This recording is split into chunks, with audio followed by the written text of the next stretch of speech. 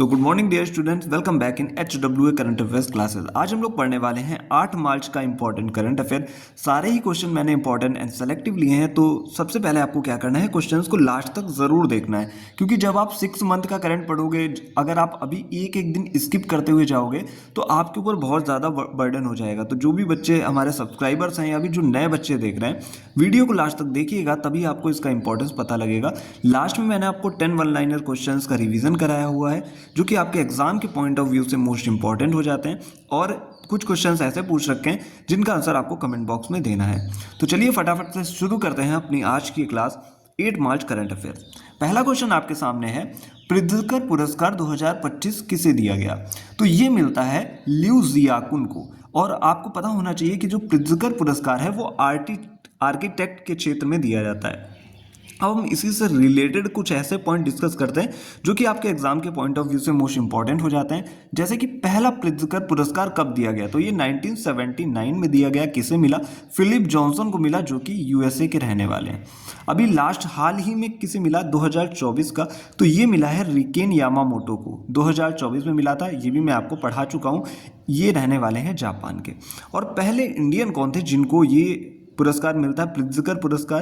तो इन्हें 2018 में मिला था। किसे मिला था? बालकृष्ण दोषी को मिला था। ये आप लोग याद रखिएगा। अब हम इसी से रिलेटेड, जैसे कि पुरस्कार की बात हो गई, तो मैं हर क्वेश्चन के साथ में आपको कुछ ना कुछ पॉइंट जरूर रिवाइज कराता हूँ। जैसे कि मेजर ध्यानचंद खेल रत्न पुरस्कार 2024 4 खिलाड़ियों को दिया गया। वो खिलाड़ी कौन कौन से हैं? मनु भाकर, डी गुकेश, हरमनप्रीत सिंह और प्रवीण कुमार। मनु भाकर का संबंध है शूटिंग से, डी गुकेश का संबंध हो जाता है चेस से, और हरमनप्रीत सिंह का संबंध है हॉकी से। प्रवीण कुमार हमारे पैरा एथलीट हैं। बात करते हैं नेक्स्ट पॉइंट की। पद्म पाणि लाइफ टाइम पुरस्कार किसे दिया गया? तो साईं परांजपे को मिला। सुभाष चंद्र बोस आपदा प्रबंधन पुरस्कार किसे दिया गया इस बार का?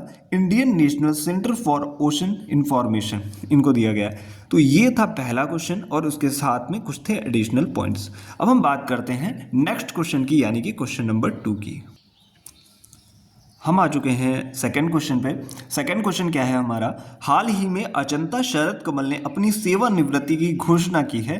तो इनका संबंध किस खेल से है? इनका संबंध हो जाता है टेबल टेनिस से, और इनको कुछ इंपॉर्टेंट अवार्ड्स मिले हुए हैं। अर्जुन अवार्ड मिला था 2004 में, पद्मश्री अवार्ड मिला था 2019 में, और मेजर ध्यानचंद पुरस्कार मिला था 2022 में। तो ये भी क्वेश्चन मोस्ट इंपॉर्टेंट हो जाते हैं। अब एग्जामिनर इतना इजी क्वेश्चन आपको नहीं देता है। क्वेश्चन ऐसे आ सकता है, क्योंकि अभी इन्होंने सेवानिवृत्ति की यानी कि संन्यास लेने की घोषणा की है। तो क्वेश्चन ऐसे पूछ लेगा कि जो शरद कमल थे, जो कि टेनिस के प्लेयर हैं, उनको मेजर ध्यानचंद पुरस्कार कब दिया गया? तो याद रखिएगा, अर्जुन पुरस्कार 2004 में, पद्मश्री पुरस्कार 2019 में, और मेजर ध्यानचंद पुरस्कार 2022 में। अब हम बात कर लेते हैं ITTF यानी कि इंटरनेशनल टेबल टेनिस फेडरेशन, जो कि टेबल टेनिस के मैचेस को रेगुलेट कराती है संस्था। इसकी स्थापना होती है 1926 में। हेडक्वार्टर की बात करें तो हेडक्वार्टर है लुजाने, स्विट्जरलैंड में, और हेड कौन है इसके? तो वो है पेट्रा सोरलिंग। अब हम बात करते हैं, एक और इंपॉर्टेंट पॉइंट था, इसको भी मैं कवर कराता हुआ चलता हूँ आपका, कि इंपॉर्टेंट जो टेनिस प्लेयर्स हैं, क्वेश्चन आपसे एग्जामिनर ऐसे पूछेगा, आपको किसी का भी प्लेयर का नाम दे देगा, 4 खेल रख देगा कि इनका संबंध किस खेल से है।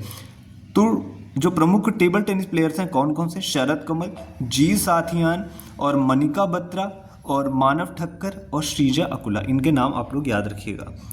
अब हम बात करने वाले हैं कुछ इंपॉर्टेंट पॉइंट्स की। 2025 वर्ल्ड टेबल टेनिस चैंपियनशिप कहाँ होने वाली है? तो ये दोहा कतर में होगी। और ITTF फाउंडेशन का राजदूत किसे नियुक्त किया गया? तो ये शरद कमल को ही नियुक्त किया गया था। शरद कमल की बात करें तो अपना जो ये पेरिस ओलंपिक हुआ था 33वें नंबर का, इसमें PV सिंधु के साथ उद्घाटन समारोह में भारतीय ध्वजवाहक थे। तो ये भी आप लोगों को क्लियर हो जाएगा। ये था सेकंड क्वेश्चन। अब हम बात करने वाले हैं थर्ड क्वेश्चन की। तो बात कर लेते हैं थर्ड क्वेश्चन की। हाल ही में सी ड्रैगन 2025 अभ्यास का आयोजन किसने किया है? तो ये किया है यूएसए ने। नौसैनिक अभ्यास है ये, जिसका नाम है सी ड्रैगन 2025। कहाँ हुआ है? पश्चिमी प्रशांत महासागर में, गुआम तट में हुआ है। बात करते हैं कब से कब तक होगा ये 4 से 9 मार्च तक चलने वाला है। और बात करते हैं, इसमें मैंने कल आपको बता दिया था कि इसमें टोटल 5 देश जो हैं उनकी नेवी ने हिस्सा लिया है। तो उन 5 देशों के नाम जिनकी नेवीज ने हिस्सा लिया है, यूएसए, जापान, इंडिया, ऑस्ट्रेलिया और साउथ कोरिया, ये 5 देश थे। कल भी मैंने आपको बता दिया था। जिन बच्चों ने कल का डिटेल वीडियो ना देखा वो जरूर देख लें। अब हम चलते हैं अगले पेज पे क्वेश्चन नंबर 4 की ओर। अगला क्वेश्चन है क्वेश्चन नंबर 4। हाल ही में पद्मश्री गोदावरी सिंह का निधन हो गया, इनका संबंध किससे था? तो इनका संबंध था काष्ठ कला से। अब निधन हुए तो इससे रिलेटेड कुछ इंपॉर्टेंट पॉइंट डिस्कस करते हैं, जैसे कि एग्नेस कैलेटी, ये दुनिया की सबसे बुजुर्ग ओलंपिक गोल्ड मेडलिस्ट हैं, इनका निधन हुआ था। और टोमिको इटूका, मोस्ट इंपॉर्टेंट क्वेश्चन है, कहीं ना कहीं किसी ना किसी शिफ्ट में आपको देखने को जरूर मिलेगा। टोमिको इटूका ये दुनिया की सबसे बुजुर्ग व्यक्ति हैं जिनकी उम्र थी 116 साल, इनका भी निधन हो गया। मायाधर राउत की बात करें तो ये उड़ीसी नृत्य की जनक थी, इनका भी निधन हो गया। ये था 4th क्वेश्चन। अब हम बात कर लेते हैं 5th क्वेश्चन की। 5th क्वेश्चन क्या है? अंतर्राष्ट्रीय निशस्त्रीकरण और अप्रसार जागरूकता दिवस कब मनाया गया? तो ये मनाया गया है 5 मार्च को। पहली बार मनाया गया था 2023 में। अब हम बात करते हैं, अभी तक हमने मार्च में देखिए 2 दिवस मनाए। 1 मार्च को 2 दिवस होते हैं, नागरिक सुरक्षा दिवस और शून्य भेदभाव दिवस, ठीक है। और 3 मार्च को हमने मनाया, 3 मार्च को विश्व वन्यजीव दिवस। ये था अपना 5वां क्वेश्चन। अब हम बात कर लेते हैं 6ठे क्वेश्चन की। तो 6ठा क्वेश्चन आपके सामने है, हाल ही में 38 Cannes INT open chess tournament किसने जीता? तो ये जीत लिया है पी इनियन ने, जो कि फ्रांस के हैं। सॉरी, फ्रांस के नहीं है, ये इंडिया के हैं और इसका आयोजन होता है फ्रांस में, ये तमिलनाडु के हैं। 46 फिडे चेस ओलंपियाड 2026 कहाँ आयोजन होता है होगा? इसका आयोजन होने वाला है ताशकंद, उज्बेकिस्तान में। ये आगे आने वाली प्रतियोगिता है।